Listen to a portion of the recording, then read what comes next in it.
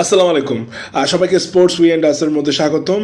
আজকে বাংলাদেশ এবং পাকিস্তান দ্বিতীয় ওডিআই ম্যাচে মেহেদী হাসান মিরাজের যে ঘটনাটা ঘটেছে এটা আসলে অত্যন্ত দুঃখজনক। এটা আমরা এক্সপেক্টের বাইরে, এটা একদম এক্সপেক্টের বাইরে। প্রথমত বিষয়টা হচ্ছে যে ক্রিজের মধ্যে স্ট্রাইক এন্ডের মধ্যে ছিল যে মোহাম্মদ রিজওয়ান এবং নন স্ট্রাইক এন্ডের মধ্যে ছিল সালমান আলী আঘা। তো মেহেদী হাসান মিরাজের বলে রিজওয়ান স্ট্রেট ড্রাইভ করছে, সেটা হচ্ছে সালমান আলী আঘার বা পা বরাবর একদম তার কাছে বরাবর গিয়ে বলটা যাচ্ছিল শুধু স্ট্রেটে। তো প্রথমত যদি আপনারা যদি এটা লক্ষ্য করেন ভালো করে, যেটা যারা এর ভিডিওটা দেখেছেন, না দেখলে বিসিবির পেজের ফেসবুক পেজের মধ্যে দেখতে পারেন, ওখানে ক্লিয়ারলি বোঝা যায় সালমান আলী আগা প্রথমে পিছনে গিয়ে তার ক্রিজের মধ্যে যে দাগটা আছে সেই দাগটা সে ছোঁয়ার চেষ্টা করেছে। দ্বিতীয়ত সে আবার দেখতেছে যে বলটা যাচ্ছে কোথায়, কারণ তাকে সিঙ্গেল নিতে হবে। তখনই মেহেদী হাসান মিরাজ কিন্তু দৌড়ে গিয়ে বলটা আটকানোর চেষ্টা করছে। এখন এখানে সালমান আলী আগা আর মেহেদী হাসান মিরাজ মুখোমুখি, আর এখানের মধ্যে মেহেদী হাসান মিরাজ বলটা আটকানোর জন্য কিন্তু সালমান আলী আগাকে একটা জেন্টেল পুশ করছে, একটু করে সরিয়ে বলটা নেওয়ার চেষ্টা করছে। স্বাভাবিক, ঠিক আছে, খুবই ভালো কাজ করছে। জিনিসটা হয় কারণ অবশ্যই বলার সে এক রান কেন দিবে। এখন এখানের মধ্যে সালমান আলী আঘাকে যখন একটা জেন্টেল পুশ করছে, সে সামনে ছিল, প্রথমে সে ওখানে গিয়ে ক্রিজটাকে ছুঁইছে।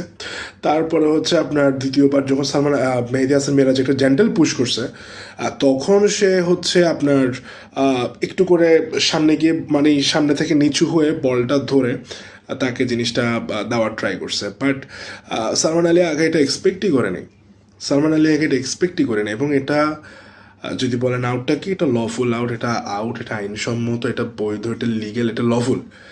বাট স্পোর্টসম্যান স্পিরিটের সাথে যায় না, স্পোর্টসম্যান স্পিরিটের সাথে যায় না। আমরা বাংলাদেশিরা কি এখন স্পোর্টসম্যান স্পিরিট কি, এটা কি এখন আমাদেরকে বোঝাতে হবে? আমরা খেলতেছি কি, এখানে এখানে কি চলতেছে, এটা এটা কোনোভাবেই it is hard to digest. আজকে Wisden cricket academy, Mohammad Kaif, তারপর হচ্ছে রমিজ রাজা, তারপর হচ্ছে ইন্ডিয়া এবং পাকিস্তান সহ পুরো ক্রিকেট বিশ্বের মধ্যে যারা ক্রিকেট বোদ্ধারা আছে তারা সবাই এটা সমালোচনা করতেছে। প্রথমত বিষয় আমি আবারও রিপিট করতেছি, মোহাম্মদ রিজন স্ট্রিট ড্রাইভ করছে, আঘা বরাবর যাচ্ছে। প্রথমে আঘা পিছনে গিয়ে ক্রিজটা ছোঁয়ার চেষ্টা করছে, তারপরে মেহেদী হাসান মিরাজ গিয়ে বলটাকে আটকানোর চেষ্টা করছে সালমান আলী আঘাকে সাথে মুখোমুখি। তো সে যখন একটা জেন্টাল পুশ করছে, সামনে হালকা একটু কিঞ্চিত সামনে গিয়ে ও হাতটা বলটা নিচ থেকে ওর এখানে ও নিয়ে দিয়ে দিতে চাইছে। এখন সবচেয়ে গুরুত্বপূর্ণ বিষয়, ওর ক্রিজ, ও চাইলে ব্যাটটা সামনে দিয়ে এটা ধরতে পারতো, এটা ওর জন্য কিছুই না।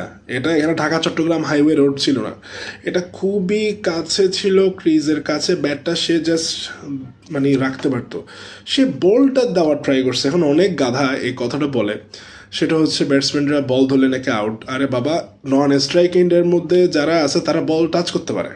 যে স্ট্রাইক এন্ডের মধ্যে খেলতেছে সে বলটা ফেস করার পর সে যদি ট্রাই করে হাত দিয়ে ধরার ট্রাই করে, তখন সে আউট হবে। নন স্ট্রাইক এন্ডে ওটা বলটা ধরতে পারে, এটা সমস্যা হয় না।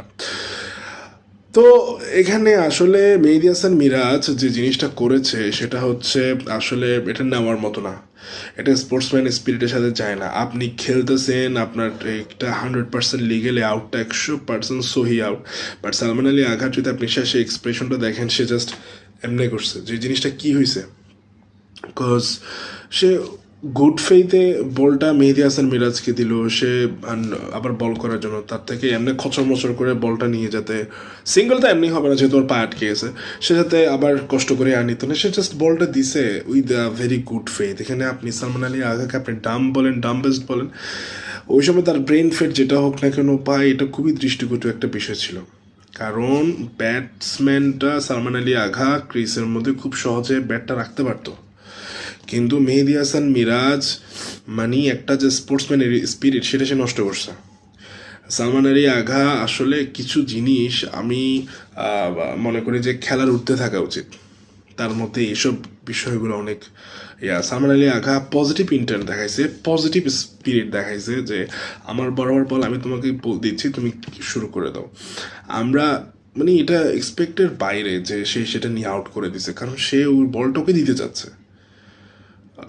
আর ওর থেকে মনে হয় সালমান আলী আঘাত থেকে যেটা ভুল হয়েছে, ওর থেকে মনে হচ্ছে প্রথমে ক্রিজটা ছুঁইছে। আপনারা যদি প্রথম 10 সেকেন্ড যদি দেখেন এই বিষয়টার, সেখানের মধ্যে ওর থেকে মনে হচ্ছে ক্রিজটা ছুঁইছে, ক্রিজটা জাস্ট ও ক্রিজটা ছুঁইছে, বল রিজন হিট করছে, প্রথমে ওর বরাবর আসতে ক্রিজটা ছুঁইছে। ছুঁয়ে তারপরে হচ্ছে আপনার আবার মিরাজকে যখন ধরছে সে একটু করে ক্রিস্তে একটু সামনে গিয়ে বলটা নিয়ে জাস্ট ওকে দিচ্ছে খেলো with a good faith with a very good faith with a very positive intent. তার মধ্যে এমন কোনো জিনিস ছিল না যে সে তাকে আউট করবে, সে তার সাথে ছলনা করবে, এরকম কোনো জিনিস ছিল না। এ মাঝখান দিয়ে গিয়ে তুমি অনেকভাবে আউট করতে পারো ভাই, কিন্তু এগুলো দৃষ্টিকটু।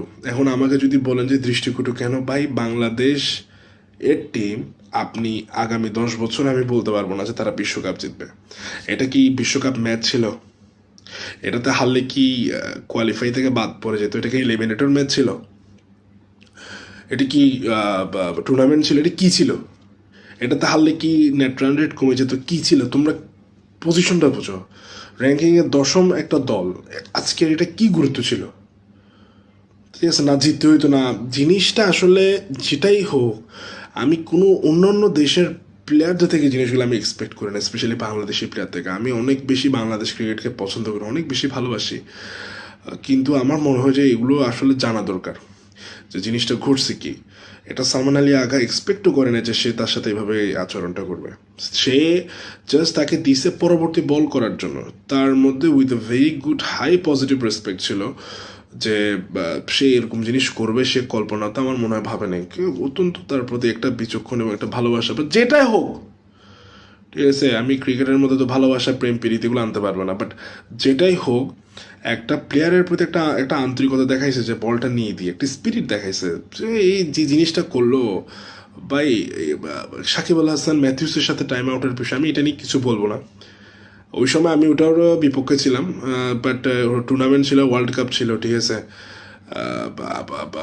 জিনিসটা হয়ে গেছে। বাট আমি হচ্ছে আমার কথা হচ্ছে ভাই, এটা আমরা এখনো ওয়ার্ল্ড কাপ উইনার দল হয়ে উঠতে পারিনি। আমরা যদি এরকম কিছু কাজ করি না, আন্তর্জাতিক মহলে একটা কথা বলছে শালার এরা একটা টুর্নামেন্ট কাপ নেওয়ার মতো এখনো দল না। এরা এরকম লাফালাফিগুলো কেন করে? এই আউট করে দেওয়া, তোমাকে বল দিচ্ছে, তুমি তাড়াহুড়ো করে ওকে আউট করে দিচ্ছ, ও just stand. Salman Ali Agha was just stand. বলছে এটা কি হইলো তোমার, আমি বলছেন তুমি আউট করে দিলে, আমি তোমার আউট করার জন্য তো এই জিনিসটা আমি করি নেই। আমি তো চাইলে আমি ভাই তোমার রাস্তা তুমি মাপো বলে আমি ক্রিজে রেখে আমি আমার কাজটা করতাম। বাট একটা পজিটিভ ইন্টেন্ট দেখাইছে। এখন এই দলটা না আগামী 5-10 বছরে কোনো কাপ আনার মতো ক্যাপাবিলিটি রাখে, আমার মনে হয় না এটা পারবে। এটা আজকে পারফরমেন্স যেটা হয়েছে ভাই, আমি এটা নিয়ে পরবর্তীতে ভিডিও বানাচ্ছি। তো এটা ওয়ার্ল্ড কাপ উইনিং দল না। এখন যে যে মানুষটা যার ক্যাপাবিলিটি নেই সে যদি লাফায়, তাহলে জিনিসটা আসলেই অনেক বেশি আপনার আশ্চর্য, মানে এটা হচ্ছে একটু অত্যন্ত ওয়ার্ড একটা বিষয়।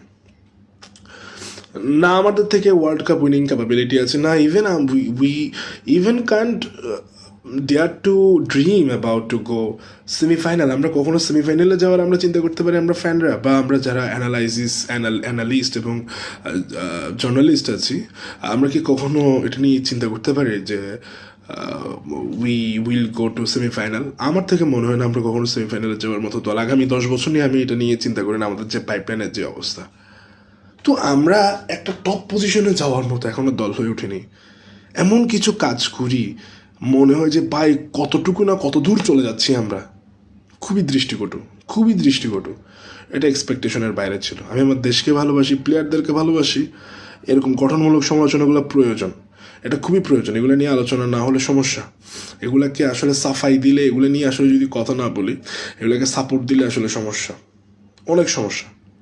কারণ প্রথমত সমস্যা, বাইরের দেশের মানুষদের একটা সমালোচনার শিকার হতে হবে। ওরা বলে যে আমাদের দল ইন্ডিয়া, পাকিস্তান বা হচ্ছে সাউথ এশিয়ান দল যেগুলো আছে, বা আপনার অস্ট্রেলিয়া, সাউথ আফ্রিকার দল যেগুলো আছে, তারা হচ্ছে টপ মোস্ট টিম। তারাও তো কখনো এই জিনিসগুলো প্লেয়ারদের সাথে এইসব জিনিসগুলো তারা কখনো করে না। আপনি কখনো দেখছেন এই জিনিসগুলো করতে তারা?